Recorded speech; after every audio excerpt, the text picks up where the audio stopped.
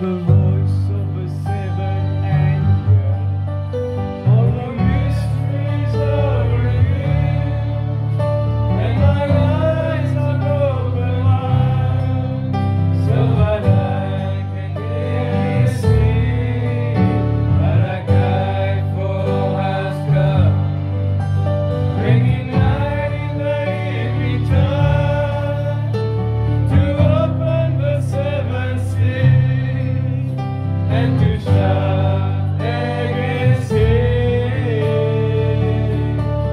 I will send you Elijah the prophet before the great and dreadful day of the Lord God.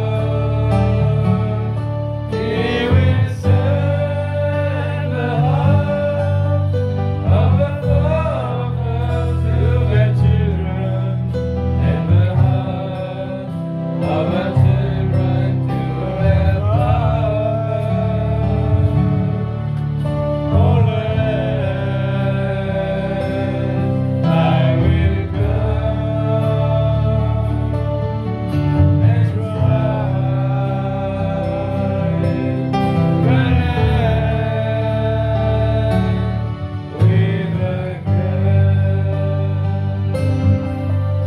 by the voice of the seventh angel, all the mysteries are revealed, and our eyes are open wide, so that I can clearly see what a guide for has come, bringing light in the evening time, to open the seven seas and to shout against him.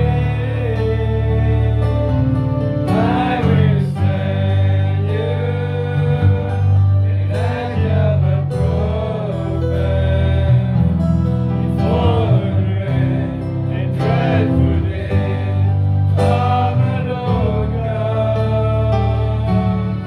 He will turn the heart of the fathers to the children, and the heart of the children to their fathers. Oh, I will come and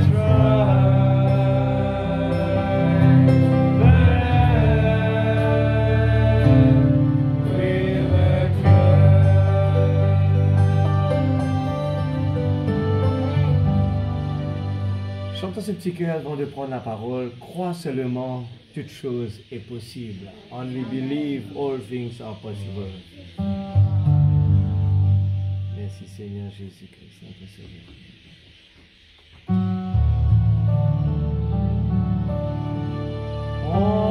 Only believe.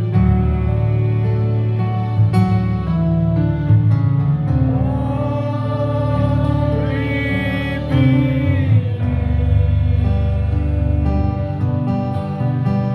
All things are possible. Amen.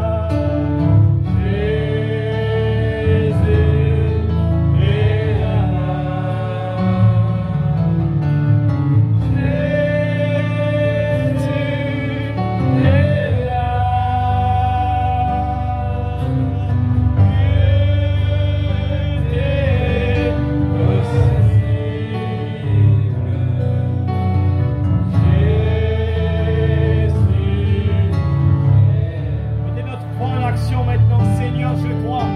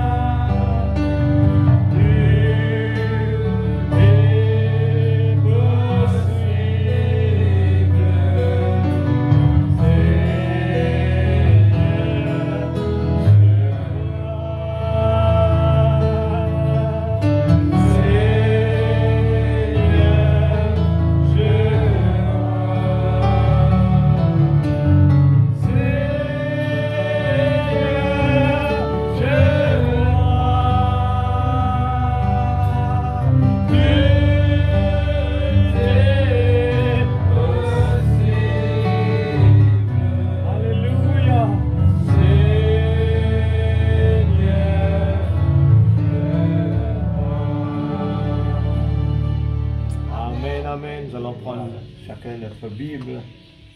Merci Seigneur. Seigneur, je crois. Alléluia. Tout est possible à celui qui croit. Merci Jésus.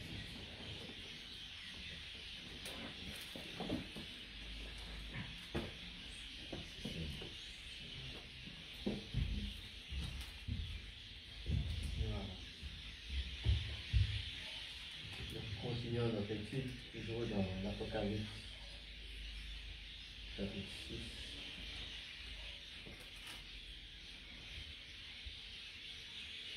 Verset 12. Vous pensez qu'il est capable de dire nous connaît par cœur, hein, Stéphane? Tellement nous pouvons lire. Alléluia. Apocalypse 6, verset 12. Je regardais quand il ouvrit le 6e sceau, et il eut un grand tremblement de terre. Le soleil devint noir comme un sac de crin, la lune entière devint comme du sang, et les étoiles du ciel tombèrent sur la terre comme lorsqu'un figuier secoué par un vent violent jette ses figues vertes. Le ciel se retira comme un livre qu'on roule, et toutes les montagnes et les îles furent remuées de leur place. Les rois de la terre, les grands, les chefs militaires, les riches, les puissants, tous les esclaves, les hommes libres se cachèrent dans les cavernes, dans les rochers des montagnes. Et il disait aux montagnes et aux rochers, tombez sur nous, cachez-nous devant la face de celui qui est assis sur le trône et devant la colère de l'agneau. Car le grand jour de sa colère est venu et qui peut subsister. Amen. Alléluia. Nous allons baisser nos têtes, tous ensemble, prier ensemble, que Dieu puisse nous aider. Seigneur, je crois que notre Père Céleste veut nous bénir ce soir. Amen. Père par Céleste, nous approche devant toi, tel qu'il nous était, Seigneur. Nous ne venons là pour apprendre, nous venons là, Seigneur, pour écouter tes paroles. Tu nous donnes te prophète, Seigneur Dieu, et la parole est là. Et Seigneur, tout cela qui accomplit sous nos yeux. Et Seigneur, nous les apprendre, nous les le désir dans notre cœur, nous les l'amour pour toi dans notre cœur, nous les vraiment nous humilier. Et Seigneur Dieu, avancer à côté, laisser toi nous guider ce soir, nous apprendre, Seigneur Dieu, ô Père Céleste, stimule la révélation dans notre vie, Seigneur, afin que nos yeux puissent être ouverts, parce que nous voulons apprendre. Nous voulons écouter ta parole, nous voulons, Seigneur, que tu puisses nous aider, Père. Oh Dieu Tout-Puissant, afin que la crainte puisse venir dans nos cœurs. Quand, Seigneur Dieu, que nous puissions, Seigneur Dieu, être libres, que nos pensées, nos cœurs puissent être libres de toutes les idoles, les choses de ce monde, les empêchements, et que tu puisses avoir la priorité des priorités dans notre cœur. Seigneur Dieu Tout-Puissant, nous croyons de toute notre force ce soir que Dieu est présent parmi nous. L'ange est ici. Nous ne pouvons pas le faire par nous-mêmes, Seigneur. Oh Dieu, ce corps physique, il aurait préféré être quelque part dans le monde. Mais Seigneur, si nous avons le désir de venir là, non pas pour avoir la popularité, mais nous venons ici parce que nous voulons apprendre. Nous voulons que c'est toi qui nous enseignes. Bénis tes enfants, bénis chacun de nous. Seigneur Dieu, je veux laisser la chair à toi, Seigneur Dieu, ce soir, et parle à chacun de nous. Nous voulons progresser spirituellement, nous voulons communiquer jusqu'à les submerger dans la parole. Nous voulons que la puissance de la parole crée en nous encore davantage de désir de nous abandonner, consacrer pour toi, vivre pour toi. Seigneur Dieu, en regardant, Seigneur Père, la nouvelle Jérusalem, Seigneur, nous voulons, oh Dieu, laisser tout tomber de ce monde et garder la motivation, l'objectif, Seigneur Dieu, pour ce grand jour, Seigneur, être dans ta présence. Père Céleste, dans le nom de Jésus-Christ, notre Sauveur, Seigneur Dieu, enlève toute incrédulité dans cette salle, tout raisonnement, tout découragement. Et s'il y en a un qui a un besoin dans cette salle, tu connais les besoins de chacun de tes enfants. Viens ce soir, s'il te plaît, Seigneur. Je t'en supplie, Papa. Viens toucher les cœurs de tes enfants. Nous vivons dans un monde de pression. Nous vivons dans un monde où il y a beaucoup de problèmes. Et nous ne voulons pas essayer de nous résoudre par nous-mêmes. Nous voulons garder le silence, rester dans le calme et laisser ton Esprit Saint agir, Seigneur. Oh Dieu, tu dis dans ta parole, toutes choses concourent bien de ceux qui aiment Dieu. Oh Père Céleste, dans le nom de Jésus-Christ, je te confie à la parole, Seigneur. Je te confie, Seigneur Dieu, oh Père, ce corps qui est là, chacun de tes enfants, Seigneur. Oh Dieu, afin que notre âme puisse être libre ce soir de pouvoir manger la nourriture, Seigneur Dieu, et que la nourriture puisse, Seigneur Dieu, oh Père Céleste, nous donner, Seigneur Dieu, encore grandissant dans la parole. Père, dans le nom de Jésus-Christ, notre Sauveur, que ton Esprit Saint puisse mouvoir parmi chacun de tes enfants. Je crois, Seigneur, qu'il y a, Seigneur, la réponse à nos prières. Je crois ce soir, Seigneur Dieu. Oh Dieu, dans le nom de Jésus, nous prenons la victoire, Seigneur, sur toutes les barrières, sur toutes les nuages, sur toutes les attaques du malin. Nous sommes plus que vainqueurs par le sang de Jésus. Nous savons, Seigneur Dieu, que nous sommes toujours victorieux. Si ça, Seigneur David a cru dans la parole, il a appliqué, il le croit de toutes ses forces. Et nous voulons aussi avancer avec ta parole, Père. Dans le nom de Jésus-Christ, notre Sauveur bien-aimé. Amen. Amen. Que Dieu bénisse sa parole, car maintenant assise. Alléluia, soyez tous la bienvenue encore une fois. Je crois que nous avons très bien mangé pendant le week-end. Et je crois que certainement, si simplement cela puisse, eh bien, nous aider encore cet avant-cours de donner plus de temps à lire la parole de Dieu, à persévérer, à vraiment nous préparer. Amen. Nous touchons, eh bien, le livre de la Révélation, quelque chose de très important. Et c'est important de le suivre. Et ne laissez pas le sommeil nous mettre la barrière. Le sommeil, c'est un démon. Amen. Il vient dans la présence de Dieu. Eh bien, que ce soit la distraction, il nous empêche d'être bénis. Et la parole nourrit notre âme. Et quand notre âme est nourrie, eh bien, cela nous permet de surmonter les circonstances. Si la parole nous dit, restez calme, gardez le silence, parce que Dieu agit quand il y a des troubles. Dieu ne peut pas agir quand tout va bien. Dieu agit quand les choses vont mal. Et plus que nous avançons dans la parole, plus que nous avançons, nous aurons encore plus de difficultés. Plus que le temps passe, nous voyons l'entour de nous, eh bien, l'accomplissement de la parole. Et la Bible nous a prédit que quand le monde peut prédire la paix, sûreté, eh bien, ce ne sera pas ça. Nous sommes au courant de cela. Il n'y aura jamais de paix. Mais les choses pires, au fur et à mesure, vont augmenter. Amen. Amen. Alléluia. Alors, la parole nous dit, quand nous allons voir toutes ces choses arriver devant nous, levez notre tête parce que notre délivrance approche. Amen. Alors, nous voulons vraiment nous abandonner à la parole. Amen. Nous voulons vraiment laisser la parole nous mettre dans la forme qu'il faut. Nous voulons que le monde puisse voir, eh bien, des vies différentes. Des gens qui ne paniquent pas dans des moments, dans des circonstances. J'aime bien la vie, ce petit bout quand David s'approche, un enfant qui s'approche, qui a la parole entre ses mains, dans sa bouche, dans ses entrailles.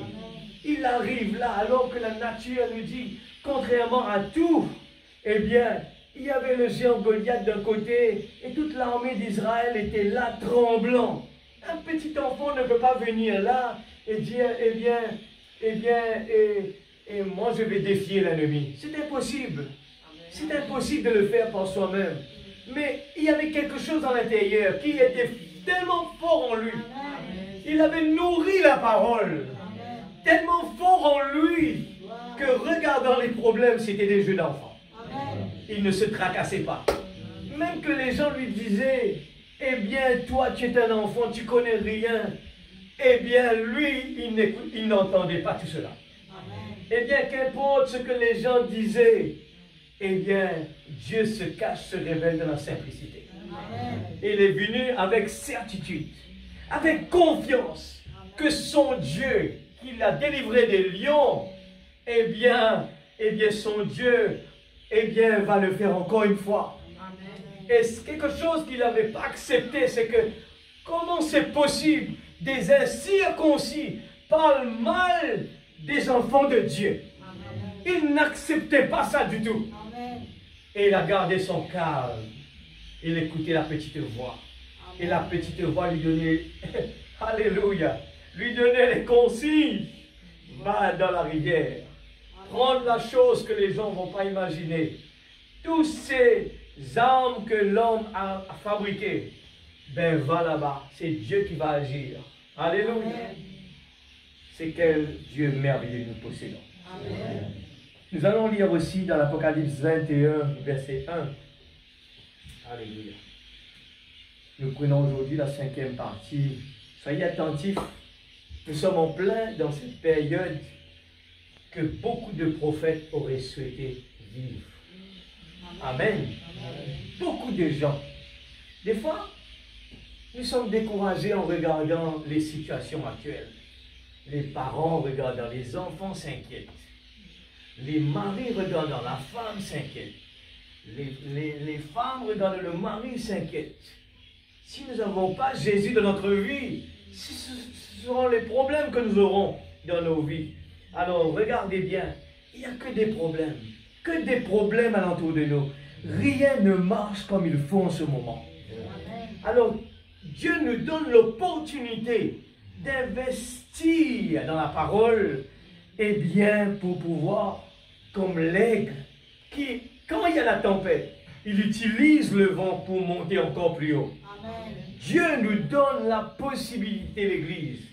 N'attendez pas à ce que les choses vont améliorer, mais les choses vont devenir de plus en plus pires. Amen. Mais regardez bien, parce que les choses sont là déjà, la parole est là. Dieu nous a donné un prophète, et à travers de la révélation, nous étudions au fur et à mesure la façon que le diable va attaquer. Alors, la parole nous donne l'opportunité de regarder. Le diable va essayer de te déstabiliser. Il va venir, il va t'emporter dans la colère. Il va t'emporter par le découragement. Il va t'emporter par la tristesse. C'est ce que les cavaliers sont venus faire. Amen. À travers de tous les âges. Et connaissant, eh bien, la façon que le diable va attaquer, nous restons tranquilles. Restez tranquilles, petit troupeau. Amen. Quand le Père a trouvé bon de nous donner le royaume de Dieu. Alléluia. Lisons cela. Puis je vois un nouveau ciel et une nouvelle terre, car le premier ciel et la première terre avaient disparu, et la mer n'était plus. Et je vis descendre du ciel de près de Dieu la ville sainte, la nouvelle Jérusalem. Alléluia. Alléluia. Préparée comme une épouse qui s'est préparée pour son époux. Amen. Et j'entendis du trône une voix forte qui disait: voici le tabernacle de Dieu avec les hommes. Il habitera avec eux. Ils seront son peuple et Dieu lui-même sera avec eux. Il essuiera toute larme de leurs yeux. Et la mort ne sera plus. Il n'y aura plus ni deuil, ni cri, ni douleur, car les premières choses ont disparu. Et celui qui était assis sur le trône dit, voici, je fais toutes choses nouvelles. Amen. Et il dit, écris car ces paroles sont certaines et véritables. Amen. Amen. Nous prenons aussi 2 Pierre, chapitre 3, verset 3. Le prophète prend ces 2 livres, Apocalypse 21, 3 Pierre et 2 Pierre 3, et bien dans la brochure intitulée La demeure future de l'époux céleste et de l'épouse terrestre. Alors 2 Pierre 3, Alléluia. Verset 3. Sachant avant tout que dans les derniers jours, il viendra des moqueurs avec des railleries, marchant selon leur propre convoitise, et disant, où est la promesse de son avènement? Car depuis que les pères sont morts, tout demeure comme dès le commencement de la création. Ils veulent ignorer en effet que des cieux existèrent autrefois par la parole de Dieu, de même qu'une terre tirée de l'eau est formée au moyen de l'eau. Ils veulent ignorer tout cela. Et que par ces choses, le monde d'alors périt, submergé par l'eau. Tandis que par la même parole, les cieux et la terre d'à présent sont gardés et réservés pour le feu, pour le jour du jugement et de la ruine des hommes impies. Mais il est une chose, bien-aimés, que vous ne devez pas ignorer, c'est que devant le Seigneur, un jour est comme 1000 ans, et 1000 ans sont comme un jour. Alléluia. Le Seigneur ne tarde pas dans l'accomplissement de la promesse, comme quelques-unes le croient, mais il use de patience envers nous, ne voulant pas qu'aucun périsse, mais voulons que tous arrivent à la repentance. Le jour du Seigneur viendra comme un voleur, l'Église, souligne bien. En ce jour, les cieux passeront avec fracas, les éléments embrasés se dissoudront, et la terre, avec les œuvres qu'elle renferme, sera consumée. Puisque donc toutes ces choses doivent se dissoudre, qu'elles ne doivent pas être la sainteté de votre conduite. Voilà, ça nous concerne maintenant. Maurice souligne ça, écoute ça bien. Puisque donc toutes ces choses doivent se dissoudre, qu'elles ne doivent pas être la sainteté de votre conduite et votre piété, tandis que vous attendez et hâtez l'avènement du jour de Dieu, à cause duquel les cieux enflammés se dissoudront et les éléments embrasés se fondront. Alors la question qu'on se pose, il dit, tandis que vous attendez et hâtez, souligne ça bien. Est-ce qu'il nous donne l'attente vraiment ou bien nous dans la routine? C'est la question qu'on se pose. La routine, c'est aller à l'église parce que c'est l'heure d'aller à l'église. Prier parce qu'il faut prier. Ou bien, est-ce que la soif est dans notre cœur? Eh bien, il y a quelque chose qui brûle dans nos cœurs pour parler de lui, pour l'entendre, et nous voulons communiquer avec lui. Alléluia. Alléluia. Croyez que la patience... Alléluia. Je suis arrivé. 13, hein, c'est ça. Mais nous attendons selon sa promesse de nouveaux cieux et une nouvelle terre. Voilà, eh bien, à l'intérieur des croyants, c'est qu'ils s'inspirent à la promesse de Dieu, où la justice habitera. Amen. nous ne sommes pas capables de faire la justice retourne à la normale dans la terre. C'est tard là, hein? Mais quand même, il y a une promesse.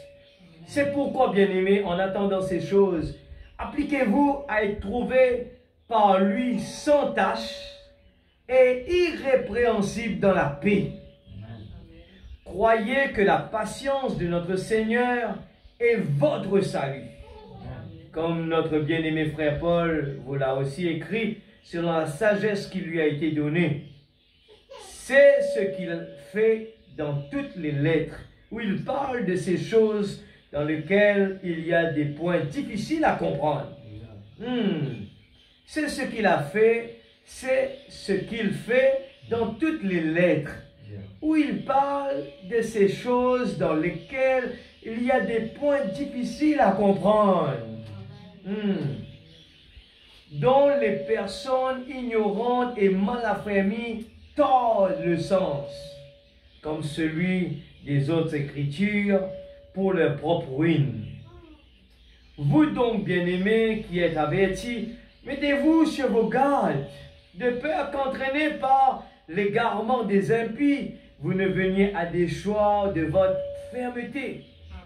Mais croissez dans la grâce et dans la connaissance de notre Seigneur et Sauveur Jésus-Christ. À lui seul la gloire, maintenant et pour l'éternité. Amen. Amen. Alléluia.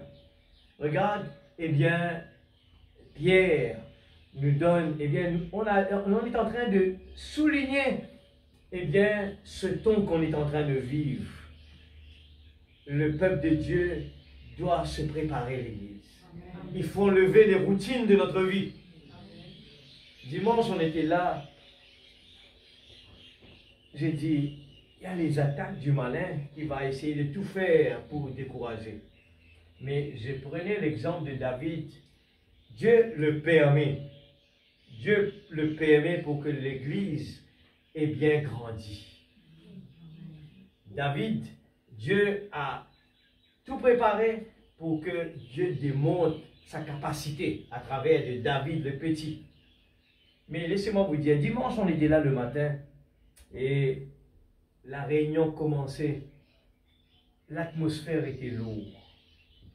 Et en plus de ça, ajouter le problème d'électricité, il y avait la coupure d'électricité, il n'y avait pas de lumière, la musique ne pouvait même pas jouer. Eh bien, il y avait le spécial qui ne pouvait pas se faire. Et là, c'est l'inquiétude qui arrive. On commence à voir, il faut faire ça, il faut faire ça, il faut faire ça. On commence à réagir. C'est l'être humain, c'est automatique. Et qu'est-ce qui se passe? Dans ce moment-là, si l'homme, eh bien, les chrétiens ne réagissent pas, Seigneur, toute chose concourt bien de ceux qui aiment Dieu. Amen. Il ne faut pas paniquer, mais il faut, eh bien, il faut au contraire louer Dieu encore plus fort. Amen. Nous venons dans la présence de Dieu. La parole nous dit, quand nous faibles, c'est alors qu'il nous faut. Amen.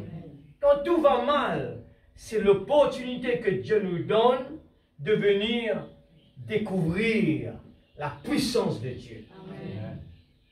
Toute chose concourt bien de ceux qui aiment Dieu. Il n'y a rien qui se passe par le hasard. Dans les choses plus négatives qui peuvent exister, Dieu retire sa puissance. Nous avons vu à travers eh bien, la convention Salomon, eh bien, la parole, l'épée, qui va tuer, qui va couper, qui va faire du sang. Eh bien, il y a eu le type qui était caché dedans. C'est extraordinaire, c'est merveilleux. Amen. La parole, alléluia, qui va démontrer sa puissance. Amen. Alors ce soir, ne regardez pas le nombre de personnes, mais tout le temps de votre vie. Qu'importe, nous avons une opportunité de se réunir alentour de la parole. Regardez le côté positif. Amen. La parole qui est prêchée, nous lisons la Bible. Eh bien, dites Amen à cette parole-là. C'est pas la parole d'un homme, nous lisons la parole de Dieu et il faut que cette parole devienne vie. En mettant la foi, eh bien le prophète explique cela, il dit, eh bien il prend l'exemple de combien de gens qui sont guéris, les gens posent la question, eh bien est-ce que Satan guérit? Les gens qui croient, qui vont avec des idoles. Et des fois, nous voyons la guérison qui est accomplie. Et là, la question qu'on pose au prophète, c'est que, est-ce que le diable aussi peut guérir? Non, le diable ne peut pas guérir. Mais qu'est-ce qui s'est passé dans ce moment-là? Eh bien, le prophète explique que c'est la foi dans la personne qui a exercé sa foi, eh bien, le permet d'acquérir à la guérison divine. La guérison divine, c'est une promesse de Dieu. Dieu nous l'a donnée. Et ce soir, si nous voulons voir la puissance de Dieu, Dieu peut changer les circonstances. Dieu peut utiliser un corbeau pour nourrir son prophète. Dieu peut nous utiliser n'importe qui.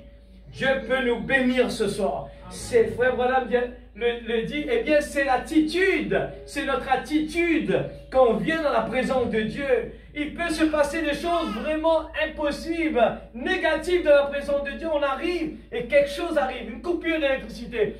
On n'a pas d'instrument pour jouer, mais commencez à jouer, à chanter, à louer Dieu plus profond dans notre cœur et dire, Satan, tu ne vas pas me décourager. Je regarde le petit David, qu'importe en regardant les circonstances, cette personne a regardé, a cru en son Dieu. Cet petit garçon a exercé la foi dans son Dieu.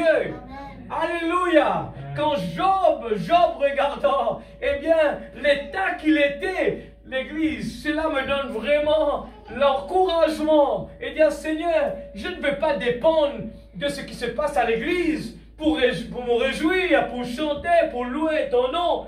Mais qu'importe les situations, mais chaque fois que je pars dans la présence de Dieu, même s'il y en a deux personnes, même que les gens ne prient pas, même qu'il n'y a pas de musique, bien je vais me réjouir dans ta présence parce que le Dieu que nous servons, il est le Tout-Puissant. Amen. Amen. Le Dieu qui est en nous est plus fort que ce qui est dans le monde. Toutes ces promesses que Dieu nous a données, les exemples des grands hommes de Dieu, ils ne sont pas différents de nous, l'Église. Ils sont comme nous dans la chair humaine. Mais ils ont cru dans la parole. Ils ont cru dans la parole. Dieu peut nous bénir. Dieu peut faire avancer les choses. Mais il suffit de croire simplement. Alléluia. Toutes choses concourent bien de ce qu'aime Dieu. Les problèmes, des fois, tout arrive en même temps. Alors, qu'est-ce qui se passe? Il y a un problème. Ah, Dieu veut utiliser ces circonstances-là. Dieu nous donne l'opportunité de prier. Dieu nous donne l'opportunité, eh bien, de croire en lui et de mettre en action. Qu'importe le temps que cela va prendre, au contraire, nous allons attendre. Il n'y a pas d'autre issue. C'est de croire en Dieu. Nous lisons encore une fois une robe d'occasion, prêchée en 56. Alléluia. Alléluia. Nous parlons ce soir, eh bien, sur la 7e vision de William Branham, qui était en 1933, la 7e vision. Alléluia. Toujours dans le 6e psaume. Merci Seigneur. Gloire à Jésus. Si donc quelqu'un dit, reste donc à la maison ce soir pour regarder la télévision, il fait trop mauvais temps pour sortir, ne vous en faites pas. C'est une opportunité au contraire. Si vous savez que le Seigneur Jésus va venir, oh, vous allez partir à l'église sans tenir compte du temps qu'il semble faire ou n'importe quoi. Amen. Vous allez rester là même, car nous nous attendons à ce que quelque chose arrive n'importe quand. Soulignez ça bien. Il faut s'attendre à ce que si nous avons la crainte de Dieu dans notre cœur et que nous avons vu la confirmation, nous savons que quelque chose doit se passer à n'importe quand, il faut se tenir prêt. Il faut se nourrir de la parole. Il faut, eh bien, se nourrir de l'atmosphère spirituelle, se nourrir davantage de la promesse de Dieu, regardant la nouvelle Jérusalem et commencer à sautiller, à danser dans la présence de Dieu. Merci Seigneur, il y a la délivrance qui arrive. Levez votre tête parce que votre délivrance approche. Alléluia. Dans 2 Pierre, il parle, vous qui êtes avertis, mettez-vous sur vos gardes. En haut, c'était comme cela. Eh bien, regarde, il peut répéter des choses. L'avènement, eh bien, il parle, il peut préparer nous, puisque donc toutes ces choses doivent se dissoudre, qu'elles ne doivent pas être la sainteté de votre conduite, de votre piété. Tandis que vous attendez, nous sommes en action, et hâtez l'avènement du jour de Dieu, à cause duquel les cieux enflammés. Alors, dans 3 verset 13, dire, mais nous attendons selon sa promesse. Nous toujours en action, nous pouvons attendre, nous pouvons hâter, nous pouvons attendre. Alors, nous qui là en ce moment, nous pouvons trouver l'accomplissement de la parole. Amen. Quand nous voyons Moscou avec des missiles guidés, nous continuons, qui peuvent frapper toute cette nation en 1 heure sans jamais quitter Moscou. On voit juste cette roquette comme cela, avec des explosifs là-dedans. Cela explose plusieurs milliers de kilomètres et c'est guidé à l'aide des étoiles et des radars.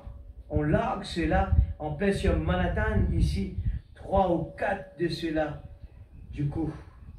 Et il y aura un sur une circonstance de 15 000, 24 km de part, et d'autres creusant un trou dans le sol de 170 pieds, 51 mètres. Que feriez-vous? On peut, ou peut-être on en largue du coup 100 ou 200 sur les villes principales. Du coup, en 1 heure, il n'y aura plus d'États-Unis ni de monde. Ça déclenche des réactions en chaîne. Et cela cause une destruction totale. Qu'est-ce que cela peut faire? Qu'allez-vous? Où allez-vous fuir? Autrefois, on disait, trouvez-vous un abri antiaérien. Ou on dit maintenant, c'est du non-sens. Eh bien, nous allons essayer de voir par rapport au temps. Le frère Branham parle de ces 7 visions. Alors, nous mettons comme cela, juste rapidement, les 7 visions. Mettez-moi les 7 visions. Alors, alléluia. Les 7 visions. Nous trouvons bien que... Merci Seigneur, c'est facile de dire par ici. Suivez là-bas. Voilà. Je vais lire juste les 7 visions. L'Église, écoute bien, pas les distractions, pas les sommeils, pas les... Il est important de nous comprendre dans quel temps nous pouvons vivre. Je le dis comme cela sincèrement. Ce qui nous peut lire, ça peut arriver à n'importe quel moment. D'après la première vision, Mussolini allait envahir l'Éthiopie. Ça, c'est la première vision, frère Branham, en 1933. Fini accompli. Et bien tombé sous sa coupe. Deuxième vision. La vision suivante annonçait qu'un Autrichien du nom d'Adolf Hitler s'est levé. Écoute ça bien, Benjamin, comme ça. Regarde bien. C'est bien. Je vais poser des questions. Et tout le monde aussi, hein. C'est bien de le garder dans la tête. Et deviendra le dictateur de l'Allemagne et qu'il entraînerait le monde dans la guerre. Deuxième vision a été déjà accomplie. En 1933, hein, la guerre dans les 45, la guerre pour arriver, tout cela est accompli après. Alors, frère Branham dit, regardez bien, toutes ces visions, sans exception, a été accomplie. Amen. La 7e qui n'est pas encore arrivée, frère Branham dit, ainsi dit le Seigneur. Alors, il dit, 3e, le domaine de la 3e vision était celui de la politique mondiale quand elle me montrait qu'il y aura 3 grands ismes, le fascisme, le nazisme, le communisme, mais que les 2 premiers seraient absorbés par le 3e. La voix m'exhortait, observe la Russie, surveille le roi du Nord, qui en ce moment est en action principale. Amen. La 4e vision montrait les grands progrès qui feraient la science après la 2e guerre mondiale. Elle était couronnée par la vision d'une automobile dont la partie supérieure avait l'air d'une bulle de plastique. Téléguidée, elle parcourait des routes magnifiques et n'avait pas de volant, de sorte qu'on voyait les gens assis à l'intérieur jouer à un jeu quelconque pour passer le temps. Je te rappelle, me racontait en Allemagne, c'est confirmé que les gens ont ces voitures-là maintenant en forme d'un F. Eh bien, quelqu'un capable, assise dans ce loto, eh bien, ce loto a porté n'importe quoi de ça, puis il n'y a aucun chauffeur à côté de lui. Tout cela Regarde qu'il y peut parler en 1933. Et cela a été déjà accompli. Cinquième vision, qui avait trait au problème moral de notre âge, avait pour point central les femmes. Dieu me montra que les femmes avaient commencé à quitter leur position en recevant le droit de vote. Et tout cela est arrivé. Eh bien, nous trouvons, au fur et à mesure, eh bien, les problèmes soulevés.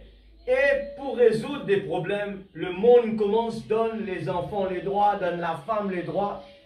Et finalement, on n'a plus de capitaine dans le bateau. Dans le bateau, tout le monde est des capitaines. Et nous trouvons les résultats dans le monde, c'est l'accomplissement de cette prophétie. Quand les gens cherchent leurs droits, dans le travail, les travailleurs cherchent leurs droits. À la maison, les femmes veulent leurs droits. Mais oublions que la parole avait déjà enseigné que l'homme, depuis le pasteur, l'église, l'homme à la maison, la femme, les enfants, chacun avait leur position. Sans dominer sur qui que ce soit, mais respectant leur position. Être soumises les uns envers les autres. Pour Dieu, c'est important. Aujourd'hui, tout le monde, les femmes aujourd'hui peuvent travailler, ils n'ont pas besoin de se marier aussi, ils ont leur travail, ils peuvent se dépendre tout seuls. Et on voit de plus en plus qu'il y a moins d'enfants sur la terre, ils ne veulent même plus faire des enfants, et il y a le débalancement total. Nous continuons. Sixième vision, une femme de la plus grande beauté, mais cruelle, c'est le noir en Amérique.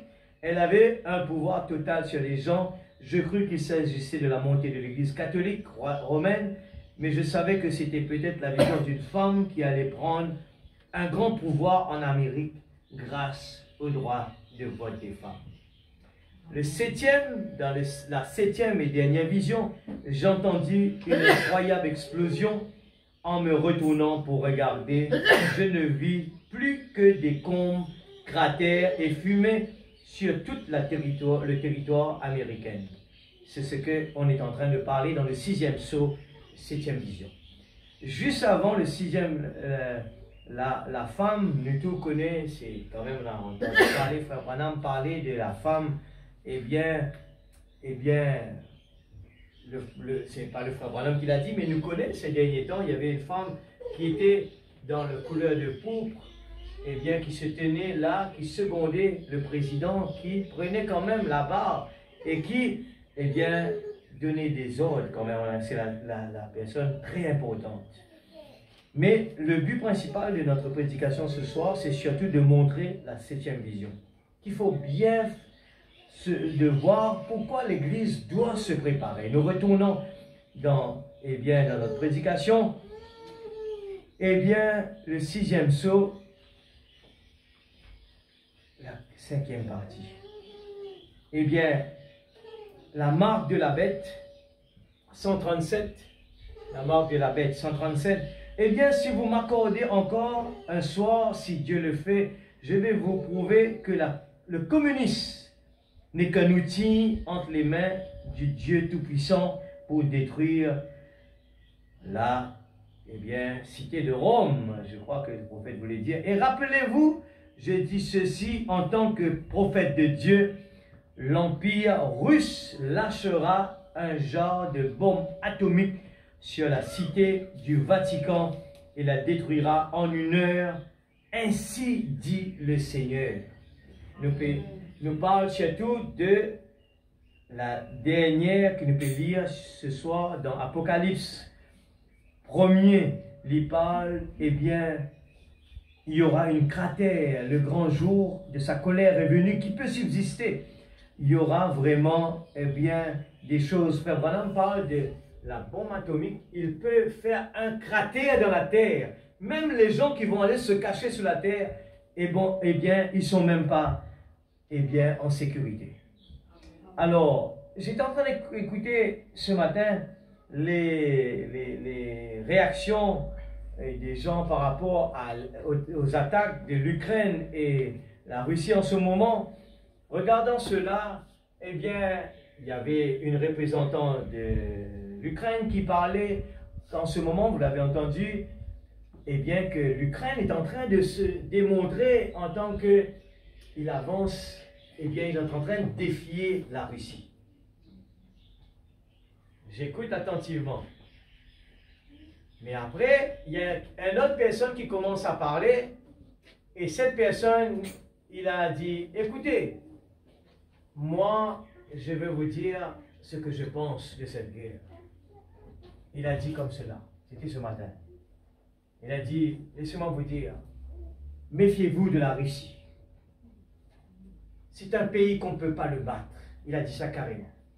Même que si vous voyez que l'Ukraine est en train de réagir positivement, il a toutes les armes qu'il faut, mais méfiez-vous. J'étais en train de penser, en ce moment, on est en train de parler du 6e sceau, parler eh bien, de ce jour, 7e vision de Frère Branham. Et c'est quelqu'un qui, eh bien, il laisse croire à des gens que, mais regardez qu'est-ce qui se passe. La personne a expliqué, il dit, il faut faire bien, mettez bien dans votre tête que la Russie, il est fort. Nous continuons cela, juste pour avoir le temps de terminer. Nous prenons la brochure que nous allons prendre parce que, plutôt cette brochure-là que nous allons étudier, la demeure future de l'épouse céleste et de l'épouse terrestre. Allez le lire à la maison, c'est une brochure bien importante. Paragraphe 169. Priez Dieu. Ce message, eh bien, c'est pour mettre la crainte dans notre cœur. La crainte de Dieu et dire, Seigneur, nous voulons nous mettre prêts comme Pierre, depuis l'époque de Pierre, le prophète aussi a répété, eh bien, quand nous pouvons vivre en ce moment, les disciples ont posé la question, et les cieux passeront avec fracas. Vous avez remarqué là, les cieux passeront avec fracas. Frère Branham répète-le encore une deuxième fois. Écoutez, la terre entière sera en feu. Et ça enflammera les gaz qui sont, dans la terre. Et ça les fera exploser. Tout à fait, parlez. La Bible déclare ici, Pierre dit, et les cieux passeront et la terre, les cieux passeront et la terre avec fracas. Elle sera secouée d'une de ces explosions. Oh là là! Puisque ça doit tuer toutes les maladies, tous les chardons, toutes les épines, tout ce qui doit être fait, le feu le consumera. Et souvenez-vous, ce n'est pas seulement un feu littéral, c'est aussi un feu saint, vous voyez, qui enlèvera Satan et tous les siens, tous les démons. Les deux, le ciel et la terre, amen, passeront. Ça tuera toutes les germes, tous les insectes, toute vie naturelle sur elle et autour. Même le H2O, l'eau, explosera. Pensez-y, vous parlez d'un fracas. Vous pensez que ce petit bruit ici à Tucson, c'était quelque chose? Quand il a ouvert les 6 sceaux, ce qui avait secoué toute la région et qui avait fait parler, attendez que cette terre reçoive son baptême. Frère Branham commence à faire allusion au fracas, déflagration qui s'est passé là-bas à Tucson. Il dit à Zottington, ce petit bruit à Tucson, c'était quelque chose. Mais là, on est en train de parler un bruit vraiment très très fort. Alléluia. Vous savez, nous sautons dans 161. Vous savez, quand un homme reçoit le baptême de feu, il y a beaucoup de bruit là autour. Il pense que c'est une honte d'entendre les gens hurler, crier comme ça. Attendez seulement que cette terre reçoive son baptême. Oui, ça le fera expliquer, exploser le H2O, l'eau. Un prophète qui n'est pas parti à l'école, il connaît tous ces codes-là. Hein? Car la Bible déclare ici dans l'Apocalypse 21, et la mer n'était plus. Ça la fera exploser. Regarde bien. Les pompiers viennent avec le H2O. H2O, l'eau pour éteindre le feu. C'est ce qu'on utilise tout le temps. Mais cette explosion, Frère Branham fait comprendre que même l'eau, il n'est pas capable de cela, il n'est pas capable d'éteindre cela. Au contraire, il dit l'eau dans la terre, il pousse sec d'un seul coup. Quel fracas! Et nous lisons dans Pierre aussi pareil, l'eau va disparaître d'un seul coup. Car la Bible déclare ici dans l'Apocalypse 21, et la mer n'était plus, ça la fera exploser. Ça changera toute la face de la terre entière. Elle va éclater et voler en morceaux. Tout l'extérieur, la croûte terrestre, et sur des centaines de pieds en dessous de la terre, ça sera tout simplement démoli au complet. Les atmosphères, les gaz qui sont dans la terre maintenant, où ils trouvent ces missiles qui ne peuvent pas traverser ça, dans cette grande sphère là-haut, très haut dans un genre de sphère, où il y a toutes sortes de gaz qu'ils disent, et ça va exploser. La sainte colère de Dieu s'abattra dessus. Vous voyez, elle la purifiera, elle changera toute la surface. Amen. Nous lisons la semaine dernière, la semaine d'avant, nous parle, c'est toujours dans le 6e sceau. La terre, la nature, elle passe par un moment de recyclage. L'Église, nous trouve l'accomplissement de la parole sur nos yeux.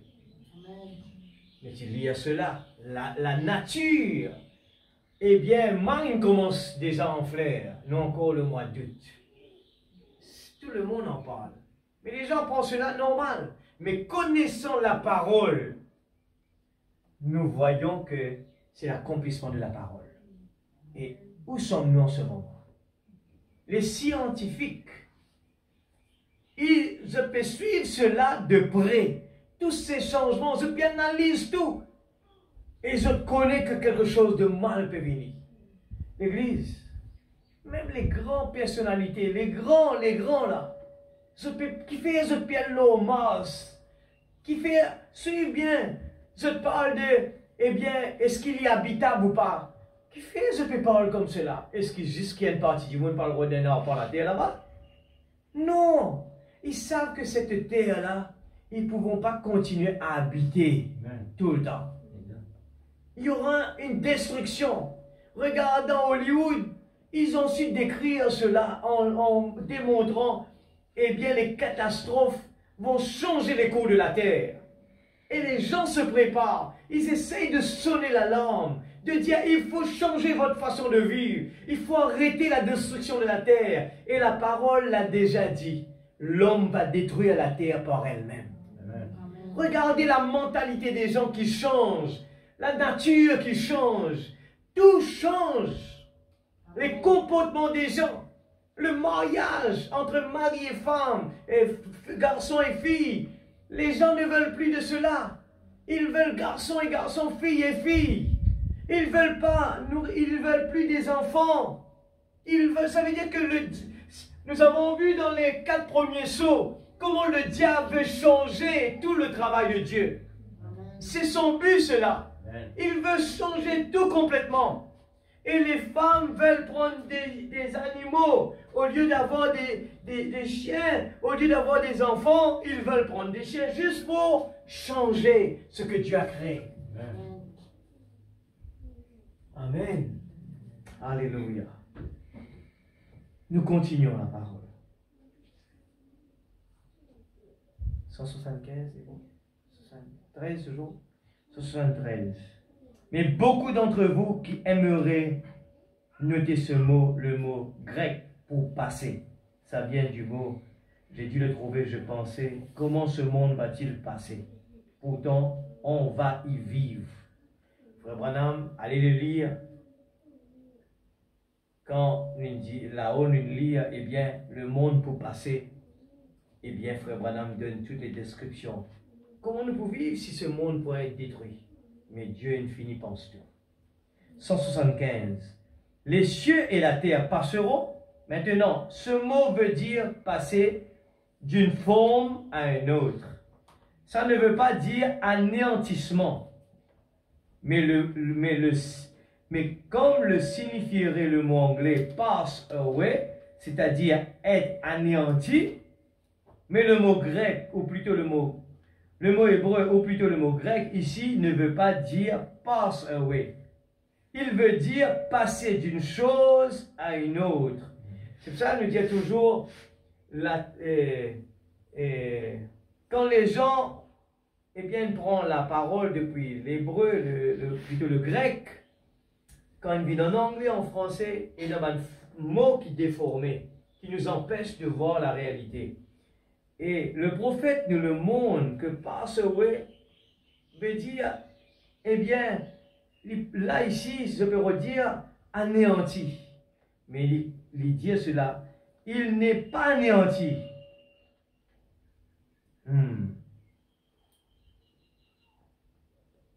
Alors, il dit, mais passer d'un état à un autre. Maintenant, remarquez, Paul l'a utilisé, si vous voulez le lire là, notez-le. Vous pourrez le lire plus tard, dans Tite 3:5.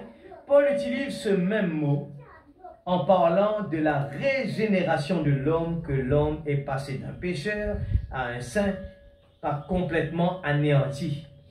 La semaine dernière, nous prenons un petit peu, le feu n'est pas éternel, mais, il parle que la destruction, Dieu peut détruire, c'était pas un feu éternel, mais le feu arrive à un moment, il va détruire tout le méchant.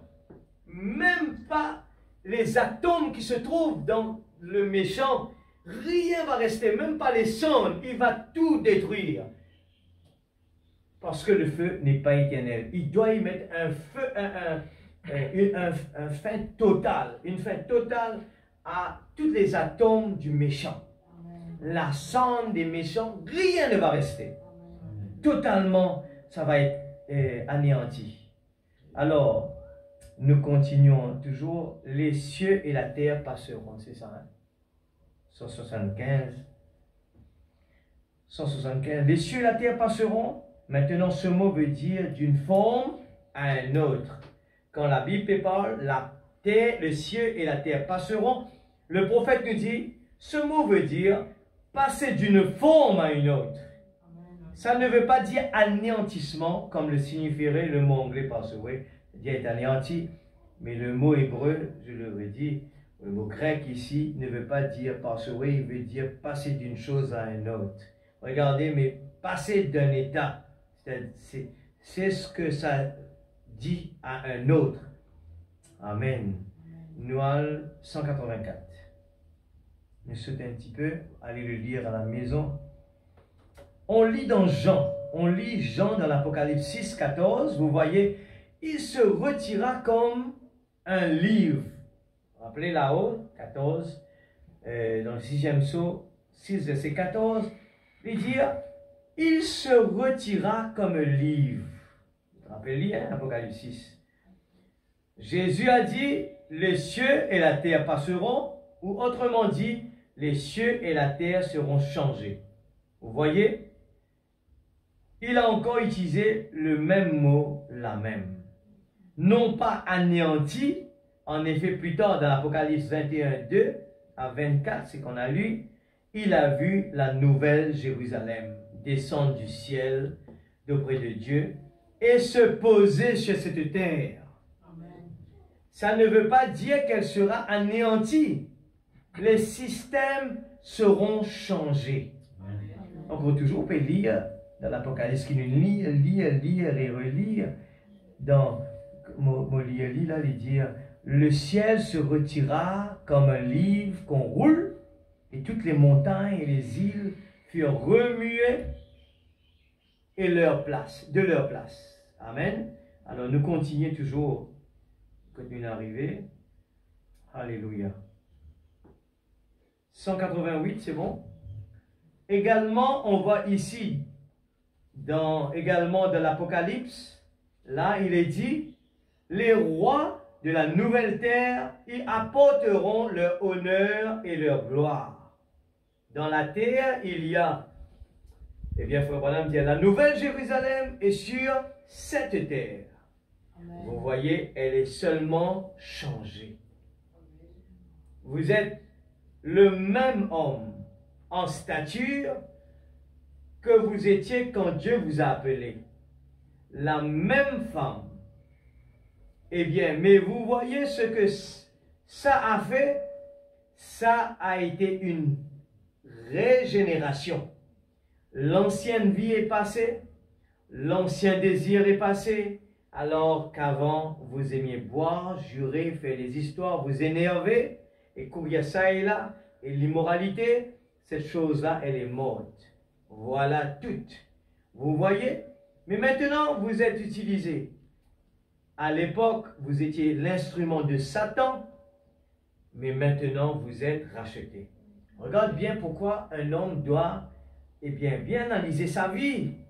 Le fait que le diable utilise des gens pour faire du mal, pour vivre sous l'impression de Satan. Eh bien, nous tourmenter, nous gagner tracas. C'est ce que les 4 premiers sauts nous entendent parler, comment le diable vient pour faire du mal à l'homme. Il vient tourmenter l'homme. Il vient créer un problème. Il change tout ce que Dieu, la façon que Dieu nous fait les choses, pour que l'homme paye les conséquences. Quand la femme il prend la place, il trouve quand il y a 2 capitaines dans le bateau, croyons que c'est le développement. Mais ce n'est pas le cas. C'est compliqué toutes les choses. Et nous voyons aujourd'hui, il n'y a plus de mariage. Nous voyons aujourd'hui que les mariages, les foyers ne marchent plus. Mais Dieu nous a donné une solution. Et ceux qui restent avec la parole, nous avons un combat. Et c'est de rester avec la parole. Et en restant avec la parole, nous avons la victoire sur le mal. Et nous fait lire cela là, lui dire comment le diable, eh bien, les anciens désirs est passé alors qu'avant vous aimiez boire, jurer, faire des histoires, vous énerver. Alors regarde ça bien, énerver. Ce n'est pas un croyant quand nous nous voyons énerver. On est débalancé de là où on doit être. Il nous faut éviter cela. C'est pour ça qu'il faut éviter cela. Parce que rentrer dans la dimension d'énerver, on est en dehors de la volonté de Dieu. Alors c'est pour cela qu'il faut fuir quand le diable présente des opportunités. Vous énervez, courir ça et là. Et l'immoralité, cette chose-là, elle est morte, voyez. Vous êtes utilisé par qui? Par le diable. Vous étiez, alors à l'époque, vous étiez l'instrument de Satan, mais maintenant vous êtes racheté. Racheté, nous devons être libres. Nous devons pouvoir être dans la joie tous les jours. Et nous avons des solutions pour résoudre ces problèmes, pour éviter ces problèmes-là. Nous voyons Joseph rempli de Dieu, rempli de la parole. Quand la femme de Potiphar se présente, le diable, eh bien, dit à mon pour gagner toi aujourd'hui. Potiphar n'est pas là. Mais Joseph le sait très bien à l'intérieur de lui. Il y a quelque chose qui lui dit, fuyez Joseph. Ne restez pas là. Fuyez. Joseph est parti en courant. Il savait que le diable essaye de l'avoir. Alléluia. 192. Maintenant, nous voyons que sur cette terre, il y aura les rois de la terre. Et aussi dans Matthieu 5, verset 5, Jésus a dit, les débonnaires hériteront la terre. Ce n'est pas qu'il va y avoir une autre terre, ce sera bien la même terre. J'essaie de vous faire voir le plan de la rédemption d'abord, la pensée de Dieu. Quitte à ne rien porter d'autre, vous voyez, le baptême de feu là-dessus. C'est seulement pour la purifier et en faire un endroit propre à être habité par ces débonnaires. Voyez, oh, comme il nous a fait à nous sa création pour pouvoir y vivre. Avant de pouvoir y entrer, il a dû nous donner le baptême de feu. alors le Saint-Esprit entre en nous pour y vivre. Le baptême de feu. Alors, quand vous recevez le baptême de feu, alors le Saint-Esprit peut entrer. Alors, spirituel, matériel, spirituel, le baptême de feu, brûle en nous tous les désirs de la chair. Brûle en nous tout ce que le diable a mis. Et de la même chose, Dieu, pour purifier la terre, eh bien, c'est le feu qui va le faire. Nous n'allons pas là-haut, là-bas. Le ciel n'est pas là-haut. Il est là même. Alléluia. C'est la nouvelle Jérusalem qui va descendre ici-bas. Alléluia. Merci Seigneur. Alléluia. Alors, quand vous recevez ce baptême de feu, alors le Saint-Esprit peut entrer. Quoi? Ce qu'il a fait, c'est qu'il consume tout ce qui est contraire à la parole. L'ôter de vous, voyez, il ne croira rien d'autre que la parole, parce qu'il est la parole. Voyez. Frère Branham, on veut faire rentrer cela. La parole, quand nous écoutons la parole nous transforme. Il nous libère de nos caractères. Et nous donne la patience. Il nous donne toutes ces choses. Et ces choses nous donnent une liberté totale. Vivre avec le visage rayonnant. Même qu'il y a des problèmes autour de nous, mais nous vivons avec une liberté extraordinaire. Les gens vont se dire, mais comment cette personne peut vivre son visage rayonnant, qu'importe, il passe par des moments. Regardez à Job. Job qui a compris, mon Rédempteur vit éternellement. Même que sa femme, eh bien, était contre lui. Mais lui, à l'intérieur, il était confiant. Abraham, Dieu lui demandait quelque chose d'impossible. Abraham savait que tout ce que son Dieu lui demande ne pose jamais de questions. Crois seulement. Toute chose est possible. Amen. Alléluia. Maintenant, c'est de ça qu'on parlait l'autre jour, l'évidence du Saint-Esprit. Vous voyez, regarde en parallèle, nous écoute le baptême du Saint-Esprit, l'importance du Saint-Esprit. Il faut suivre ces réunions-là. Il faut suivre parce que ce qu'on est en train de parler aujourd'hui, les vendredis, le prophète continue en parallèle la chose importante. Amen. Que tous les croyants doivent avoir. Alléluia. L'évidence du Saint-Esprit. Voyez, l'évidence du Saint-Esprit. Alléluia. C'est quand vous pouvez recevoir la parole, pas un système, mais avoir une compréhension claire de la pensée de Dieu. Comment savoir que la parole est claire, qu'on la comprend? Regardez-la se confirmer. Amen. Vous dites, eh bien, je vois ceci le faire et cela. Oh oui, les mauvaises herbes vivent de la même façon, vous voyez. Mais ce doit être la parole entière. Alors, c'est pour ça que le prophète dit, la bénédiction matérielle ne confirme pas qu'on est dans la volonté de Dieu. Vous faites lire là, hein? La bénédiction matérielle, ça peut être pour les mauvaises herbes aussi. La pluie tombe pour le bon et pour le méchant. Mais comment savoir que c'est la parole? Comment savoir que la bénédiction de Dieu est en nous? On vient de le lire là. Mais ce doit être la parole entière. Alléluia. Il faut voir la parole se confirmer. Vous dites, eh bien, je vois ceci, le faire et cela. Oh oui, les mauvaises herbes vivent de la même façon aussi. Parce que la pluie tombe pour le bon, pour le méchant. Mais ce doit être la parole entière. Pour être l'épouse, vous devez être une partie de lui. Il est la parole, voyez. Et quelle partie de lui est-ce? La parole promise pour aujourd'hui. Quand il appelle son épouse, en est une partie. Saisissez-vous cela. Maintenant, ne perdez pas ça. Maintenant, remarquez. Et il en fait un endroit propre à y vivre pour l'éternité. Dieu fait un endroit propre à y vivre pour l'éternité. Il ne doit pas y avoir la confusion. Il ne doit pas y avoir des discussions. Il ne doit pas y avoir la tristesse. Mais il doit y avoir un endroit propre. Remarquez ça. Ça ne se rapporte toujours pas à ce règne du millénium. Les 1000 ans, ce n'est pas la nouvelle terre. Vous voyez? Mais tu peux dire cela l'autre jour. Le plan qu'on a mis sur l'écran, là, Frère Branham m'explique cela. C'est que quand les gens parlent du dernier temps, ils ont compressé, il manque un bout ici, ils ont compressé tout cela ensemble, un méli-mélo. Ils ont compressé tout ensemble. Pour eux, il y en a un. C'est comme la création que les gens, quand ils lisent dans Genèse, Dieu créa l'homme à la poussière de la terre, Dieu créa l'homme à son image. Les gens croient que Dieu est en train de répéter la même chose. Non, il a fait deux créations. Une à la poussière, notre corps physique qui va retourner à la terre. Et la deuxième à son image, qu'il met à l'intérieur de nous. Le plus important. Alléluia. Alors, mais ce doit être la parole entière.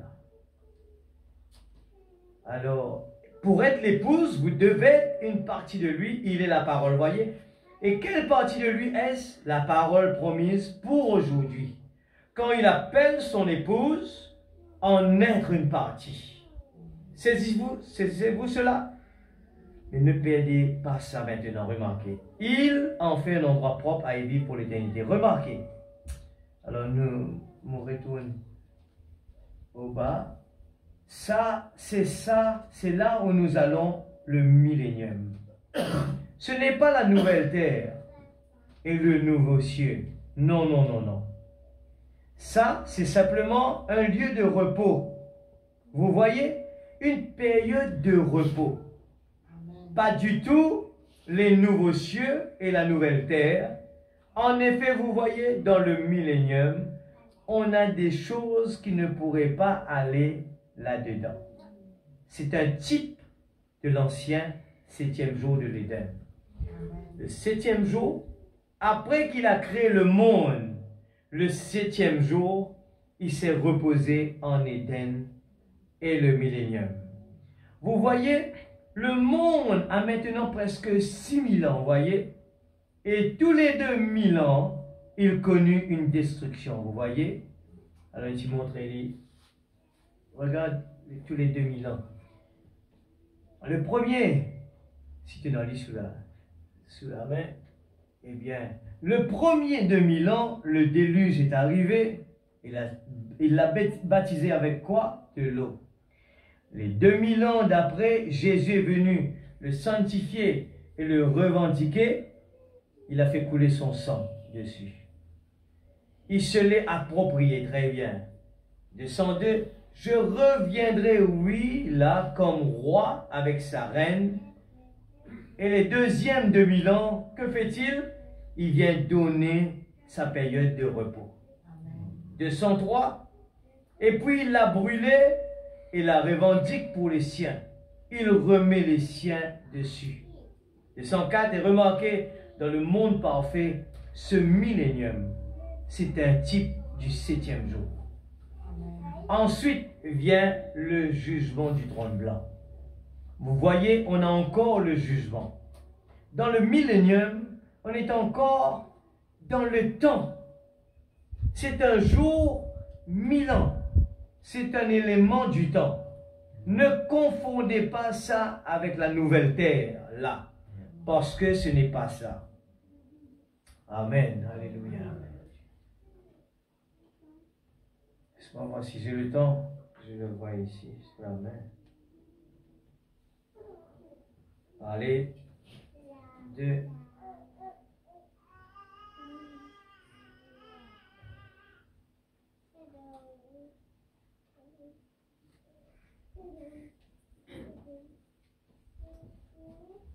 Si je peux ajouter cela avec, eh bien,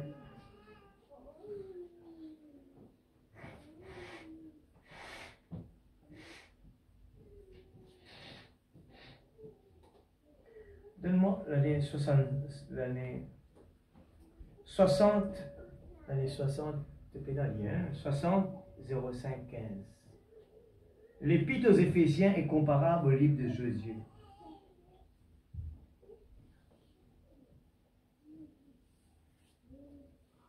Paragraphe 36. Prenez des notes, vous allez le lire, je n'ai pas le temps pour lire tout. Prenez les notes sur cela.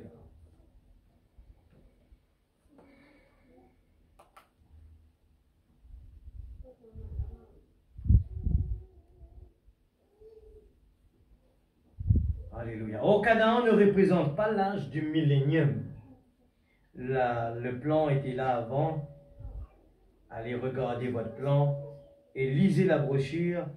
Canaan ne représente pas l'âge du millénium. Il représente seulement l'âge du vainqueur. La dispensation de la victoire, parce qu'en Canaan, il tuait, il incendiait des villes et s'en emparait. Il n'y aura pas de mort dans le millénium. Alors, si nous lisons questions et réponses 175 maintenant, 59, 12, 23. Je donne à nous un petit peu d'exercice. Là, c'est la même un petit peu. 59, 12, 23. 59, 12. Questions et réponses 175. On explique bien le millénium pour ne pas s'embrouiller. Alors, comme on peut rafler justement là.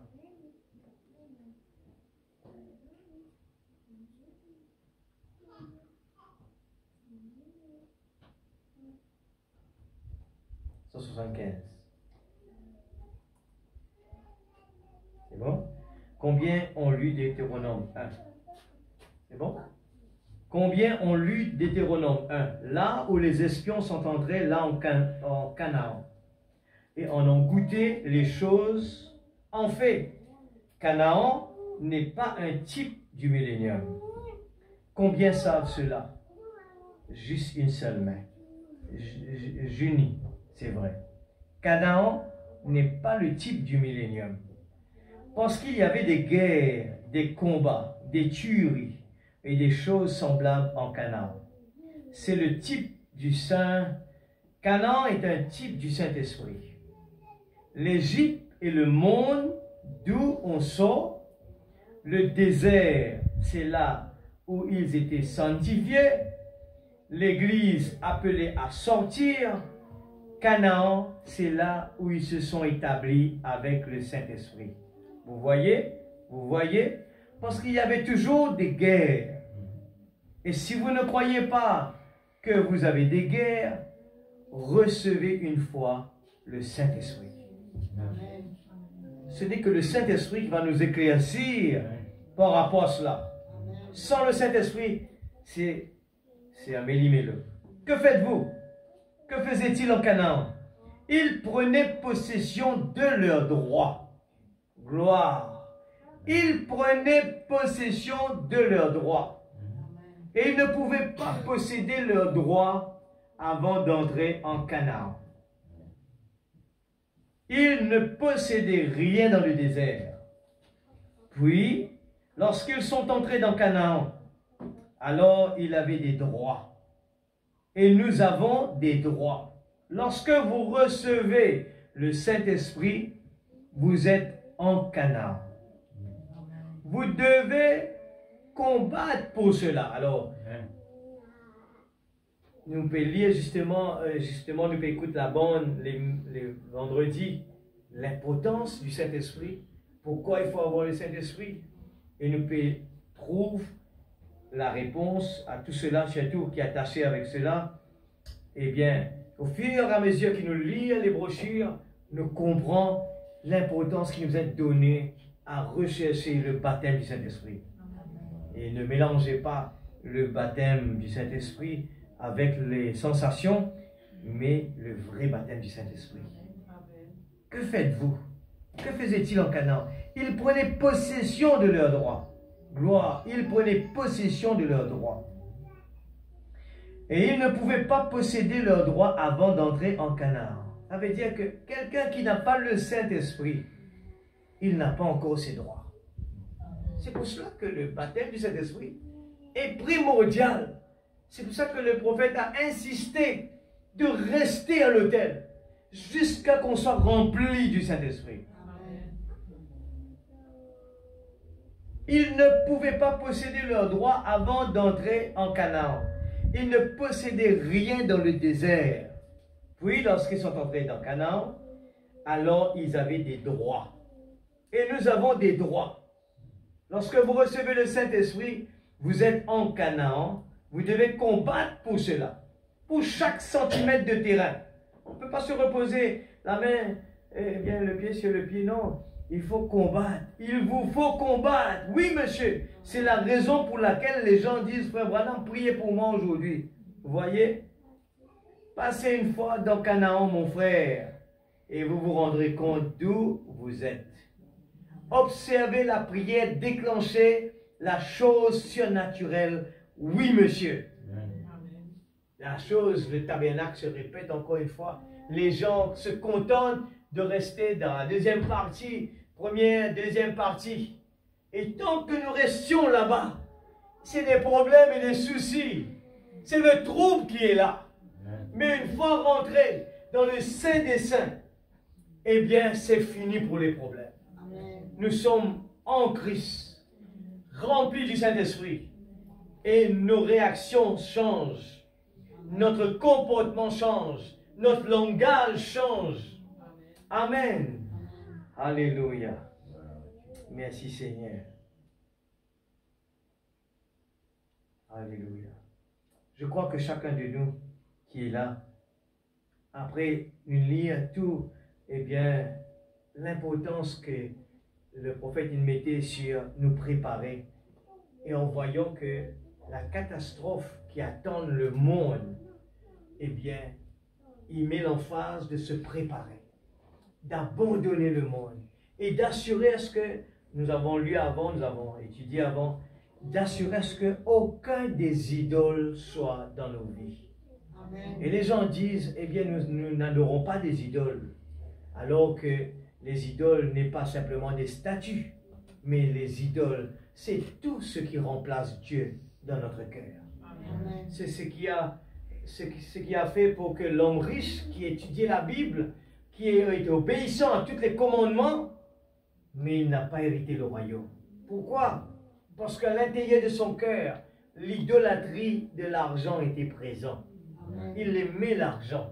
Je vous dis les trois grandes choses qu'il nous faut faire attention, que le prophète nous répète à chaque fois. La popularité, qu'il faut faire attention. Les gens aiment cela. Ils aiment bien qu'on cite leur nom dans les journaux, à la télévision, on aime cela. Et quand les gens ont de l'argent, l'argent aussi est la chose. Quand ils ont de l'argent, ils ont tellement d'argent, alors ils veulent cet honneur de marcher. Eh bien, les gens leur donnent cet honneur. Monsieur un tel, le grand, il a fait ça, il a fait ça.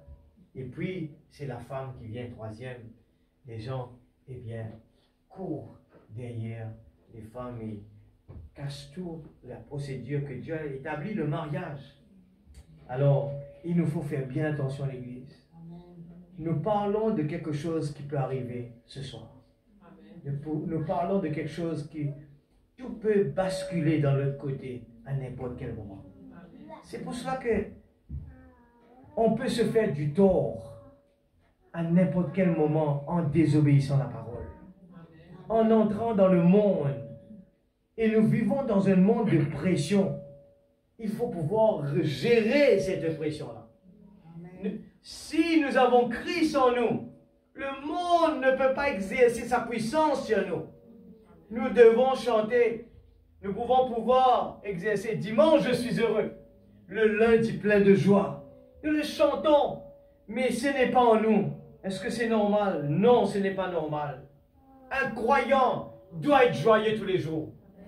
Un croyant ne peut pas être excité. Il ne peut pas. Non. Parce que ce qui est dans lui est plus fort que ce qui est dans le monde. Nous devons dominer l'atmosphère du monde. Et ne laissez pas l'atmosphère du monde nous dominer. Je termine avec cela. Le signal rouge, signe de sa venue. Paragraphe 92. Un croyant doit être joyeux. Il doit chanter avec. Je le répète comme cela, je ne dépends pas de l'église si l'église est tout feu, tout femme pour venir, eh bien, à l'église pour avoir cette encouragement de louer Dieu. Non, qu'importe où je suis. Qu'importe où je suis. Parce que l'objectif que j'ai, ce que Dieu nous a proposé est tellement grand. Amen. Ah, si vous savez, cette voix ne meurt jamais. Amen. Elle ne mourra jamais. Amen. La science affirme que dans 20 ans, à l'allure où vont les choses maintenant, ils capteront la voix littérale de Jésus-Christ. Quand il était ici sur terre, d'ici 20 ans. En effet, c'est comme quand on jette un caillou dans une mare. Les petites vagues peuvent finalement disparaître de votre vie. Mais la science affirme qu'elles retournent à l'un des rivages.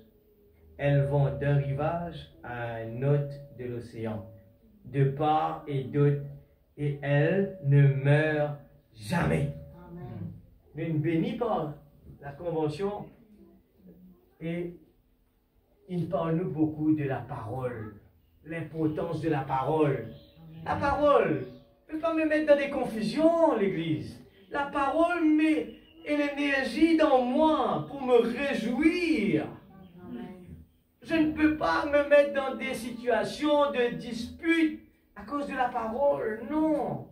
Parce que je vais sortir avec la tristesse, la colère. Mais la parole nous donne une énergie de faire du bien. De faire du bien aux autres. De sortir, de serrer les gens, de parler aux gens bien. De parler aux gens qui nous font du mal. On se rapproche de cette personne même qui nous a fait du mal. Je me rapproche de lui. Je peux essayer de l'aider au contraire. J'accepte tout. Je dis non, c'est pas grave. On essaye d'arranger les choses. La parole de Dieu change l'atmosphère. Il ne peut pas emmener la tristesse. C'est le contraire. Amen, l'Église. Cette voix, c'est ce qu'on a entendu pendant toute la convention. La puissance de la parole. On parlait de ça à l'aéroport avant de partir. Et j'ai envoyé mon pasteur Emmanuel ça. Il me dit, ouais, c'est ça le texte. Je l'ai mis à la fin là. Le signe rouge, signe bien. Et il me dit, c'est ça là, c'est ça qu'on a parlé là, oui. Et vous savez, cette voix ne meurt jamais. Elle ne mourra jamais. L'Église, cette voix, cette petite voix, frère Branham dit, je roulais dans ma voiture. Arrivé un moment tellement que l'onction de Dieu est à l'intérieur, je ne peux pas tenir.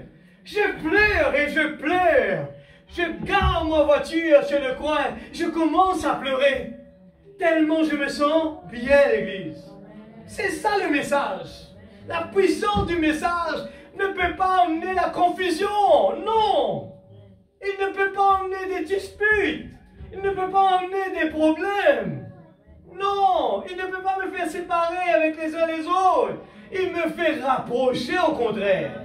Il résout les problèmes. Le message ne fait pas traîner les problèmes. Il le fait résoudre le même jour. Il dit, avant que le soleil se couche, maintenant même, allez résoudre ce problème-là. Et le message ne cherche jamais raison. Allez le lire. Le message de la parole ne cherche jamais raison. Il est déjà la raison. La raison. Il est la raison. La raison de vivre, c'est la parole. L'Église, c'est ce que je recherche. Si le message ne me donne pas ça, mais il n'est pas vrai. Le message me fait vivre dans un monde pourri. Il y a tellement de pression qu'on surmonte tous les jours. Je rentre à la maison, mais ce qui me fait reposer, c'est ce message. Quand je rentre à la maison, qu'importe, il y a un problème, il y a un souci. Je ne m'énerve pas, mais au contraire, je dis, petite épouse, restez tranquille. Qui t'a discuté? Bon Dieu, donne-toi le royaume de Dieu. Restez tranquille, restez calme. Bon Dieu, donne-toi tout ce qui t'a besoin. Amen. Pierre fait cause là. Tout cela existe. Alors, la meilleure des choses, lisez notre brochure. Heureux l'homme qui trouve son plaisir. Je dois être heureux, l'Église. Je lis le message, je dois être un homme heureux. Je dois partager une bonne nouvelle. Quand je vois des gens discuter, quand je vois des mariages exploser, quand je vois ça ne marche pas ici, je dois emmener la solution, restez calme. Il y a une solution là, ne vous embrouillez pas. Non, non, non, n'allez pas loin avec ça. Non, non, restez tranquille. Dieu a une solution pour toi. Dieu a une solution pour chacun de nous, l'Église. La meilleure de façon, on doit se préparer, l'Église. Il y a tellement de problèmes qui nous attendent. Alors, qu'est-ce qu'on fait tous les jours? On reste calme. On lit la parole de Dieu. Ne paniquez pas. N'allez pas essayer de dire des mots pour faire des gens, pour essayer de réparer les choses. Ça ne va jamais réparer. Laissez le Saint-Esprit faire le travail. Parce que quand l'amour s'élance, ah, je me sens tellement bien. Quand l'amour s'élance, je sors de mon bureau, des fois je marche, je regarde des gens que je connais. Bonjour, ça va. Je veux parler avec les gens, je veux discuter avec eux. Même que la personne, il est vieux. Peut-être, on veut lui parler, on veut partager quelque chose, on veut discuter. Mais discuter des bonnes choses. C'est ça ce que Dieu a préparé pour nous, l'Église. Parlez de ce message. Et le monde essaie, le diable, il va essayer de contourner. Il emmène toutes sortes de mauvaises nouvelles. Mauvaises nouvelles. Partout où nous passons, les gens discutent des mauvaises nouvelles. Mais nous plantons quelque chose, nous allons le récolter automatiquement. Alors, qu'est-ce qu'on veut récolter? Ce qu'on sème, nous plantons, eh bien, la parole de Dieu. Et nous récoltons l'amour, la joie, le bonheur. Et des fois, il se passe des frères. Maintenant, nous prêchons ça là-bas, mais qu'il arrive à énerver. C'est le moment de venir dire, frère, Dieu va vous bénir. Oubliez ce qui se passe. Dieu va vous bénir. Ah ouais, c'est vrai, j'ai oublié. C'est comme ça qu'on s'entraide les uns les autres. Et comme le frère avait dit, là, le pasteur Emmanuel parlait de comment s'approcher de quelqu'un. N'allez pas directement au but. Ça ne va pas marcher. Il dit, allez, commencez par lui dire, parlez-lui de son travail. J'ai mangé, c'est bon, le gâteau, il est bon. C'est extraordinaire. Il a parlé justement comment on approche les gens. L'approche est quelque chose de bien. Si on ne sait pas approcher les gens vont s'enfuir. Mais rapprocher les gens avec l'amour de Dieu dans notre cœur. Parlez-lui, essayez de lui donner le côté positif. Ah, je t'apprécie beaucoup, mon frère. Je t'apprécie beaucoup, ma soeur. Ah, tu fais de très bons gâteaux.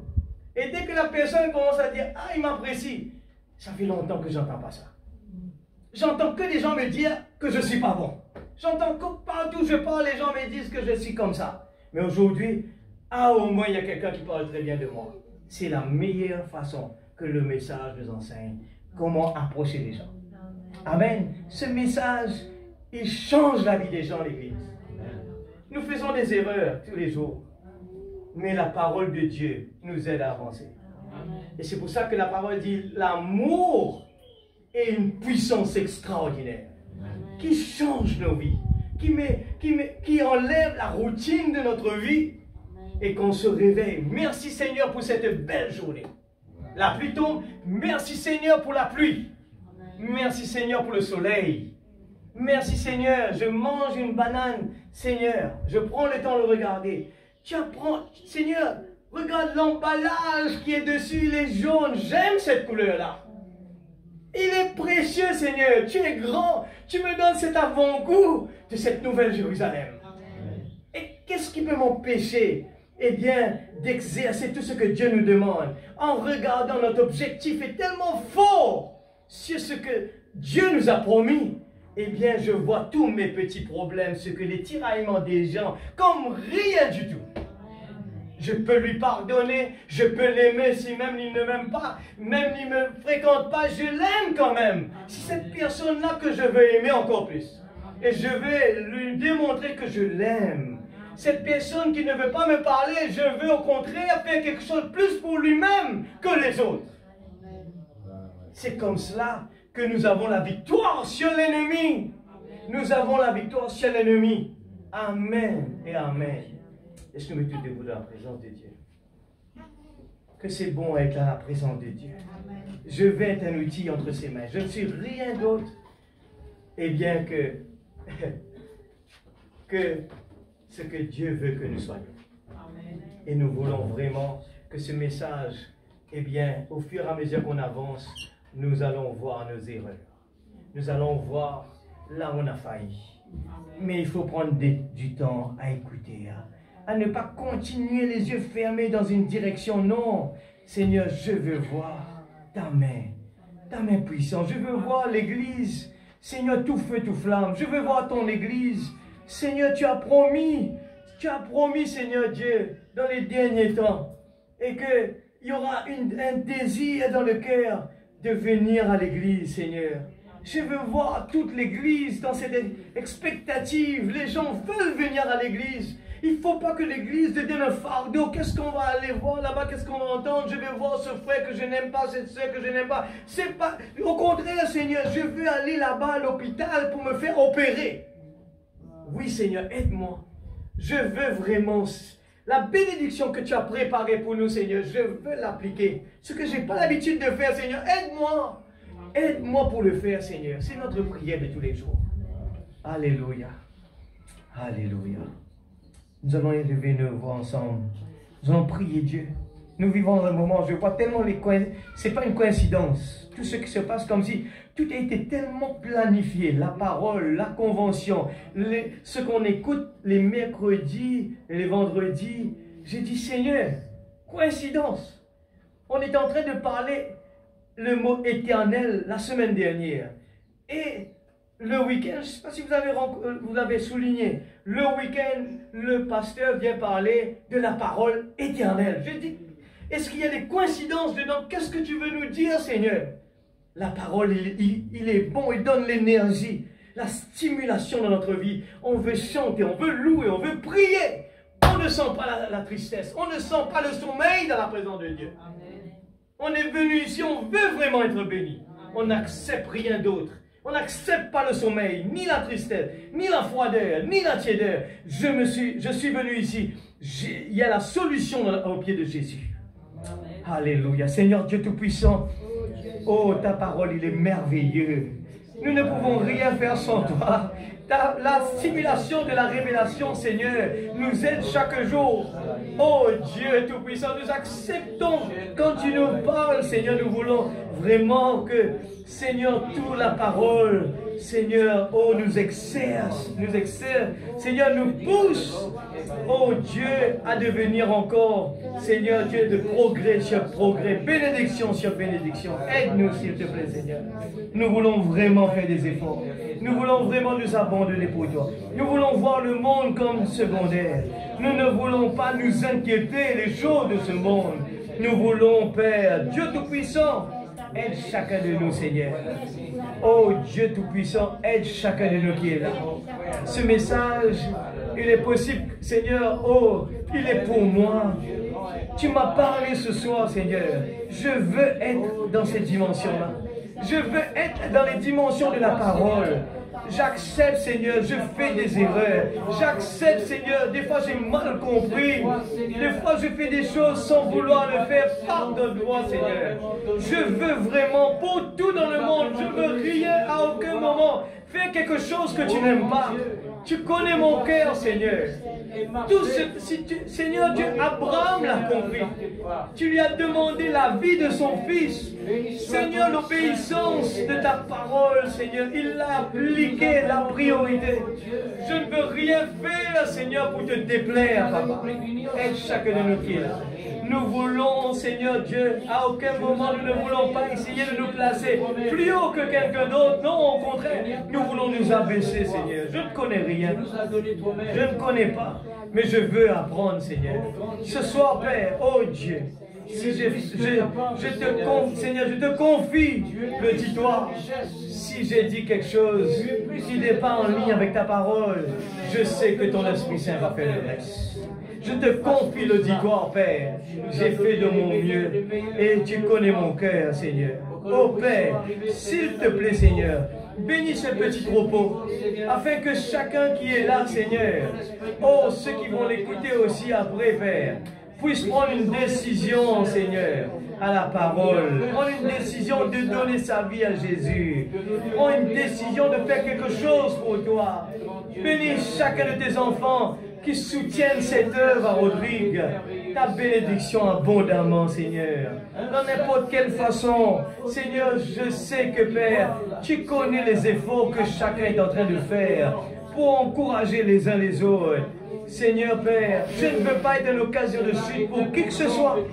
Pardonne-moi si je l'ai fait quelque part sans le savoir. Pardonne-moi, Seigneur, parce que je veux au contraire que ma vie, oh Dieu, puisse être un encouragement pour tes enfants. Oh Dieu, je veux que ma vie soit un encouragement pour tes enfants. Brise-moi, Seigneur, façonne-moi comme toi tu le veux. Oh Dieu, utilise chacun de tes enfants. On a besoin des gens pour la musique ici, Seigneur. On a besoin des gens pour la direction des chants. On a besoin des gens pour la prière. On a besoin des gens, Seigneur. Oh Dieu, je te place, Seigneur Dieu, la petite congrégation que nous avons, Seigneur. Nous voulons vraiment bouleverser l'île Rodrigue par la parole. Nous voulons que chacun puisse emmener sa petite contribution, amener la bonne nouvelle à ceux qui sont opprimés. Je veux vivre la parole, non pas pour aller décourager les gens, mais ma vie dans ce monde. Seigneur, je veux que ma vie puisse attirer des gens pour poser des questions. Quelle église il va? Qu'est-ce qu'il fait dans sa vie? Nous voulons que les gens puissent poser ces questions-là, Seigneur, en vivant ce message, sans ride ni défaut. Oui, Père, nous voulons être la parole. Tu connais chacun de nos cœurs qui est là. Seigneur, pardonne-nous nos offenses, comme nous pardonnons à ceux qui nous ont offensés. Mais délivre-nous du mal, Seigneur. Délivre-nous de toutes les attaques du malin qui essaient de nous décourager. Mais Seigneur Dieu, dans cette salle ce soir, tu connais chacun de tes enfants. Tu connais leurs besoins. Aide chacun de tes enfants. Nous voulons voir une église bouillante, une église remplie de joie, une église, chaque foyer rempli de bonheur. Et que leur foyer prospère, leur travail prospère. Et que, Seigneur Dieu, chacun puisse, Seigneur, quand nous nous retrouvons ici dans ta présence, Seigneur, que cet aimant, Seigneur Dieu, l'amour de Dieu nous attire davantage. J'aime bien la présence de mon frère et de ma soeur. J'aime, Seigneur, je veux aider les uns les autres. Je veux, Seigneur, je veux apporter ma contribution. Je veux, Seigneur, pas pour rien en retour. Je veux le faire, Seigneur, parce que je l'aime. Parce que toi, tu m'as aimé le premier. Aide-nous, Seigneur. Aide-nous. Bride-nous la langue, Seigneur. Bride-nous la main. Bride-nous les yeux, papa. Bride-nous les pieds. Afin que nous soyons capables de vivre la vie d'un vrai croyant, d'un fils et fille de Dieu. Nous ne voulons pas à aucun moment, Seigneur Dieu, ô Père, traverser comme les 5 vierges folles, mais nous voulons comme les sages, d'un seul coup aller dans ta présence. S'il te plaît, Seigneur Dieu Tout-Puissant, ô Dieu, aide chacun de nous. Nous plaçons, Seigneur Père, nos retours à la maison, nous plaçons chaque moyen de transport, nous plaçons tes enfants qui ont fait le déplacement. Seigneur Dieu, ô Père, que tu les bénis, chacun, Seigneur, puisse emmener cette bénédiction à la maison.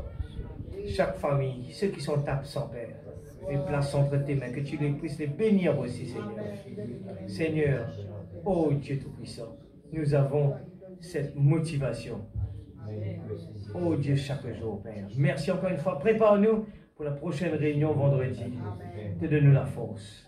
Tout ce qu'il faut, Seigneur, avec toutes les synergies qu'il faut, pour venir de ta présence, pour te louer, qu'importe les situations, qu'importe les problèmes, nous voulons venir à tes pieds. Pardon, comme Marie, Seigneur. Oh Jésus, s'il te plaît, Seigneur, dans le nom de Jésus-Christ, notre Sauveur bien-aimé. Alléluia. Nous allons chanter un petit chant. Pourquoi nous allons nous séparer? Alléluia. Êtes-vous heureux ce soir, l'église? Alléluia. Mon but, c'est que, eh bien, nous puissions défier l'ennemi. L'ennemi essaye de nous montrer beaucoup de problèmes, beaucoup de difficultés, beaucoup de barrières. Mais je prie Dieu chaque fois, je dis, Seigneur, aide chacun de nous, afin que nous puissions avoir une église motivée. Une église qui vient là, même il y a 2, 3, mais une église qui chante, qui prie Dieu, qui aime bien, eh bien s'exercer, motivée comme toi. Que Dieu bénisse sa parole. Amen.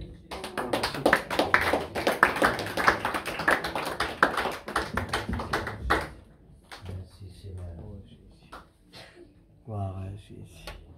Alléluia.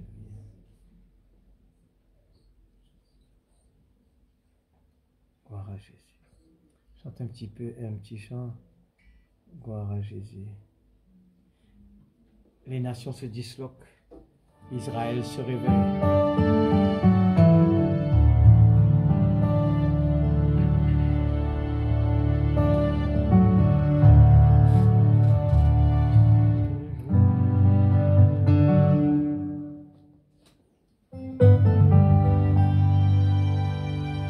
Les nations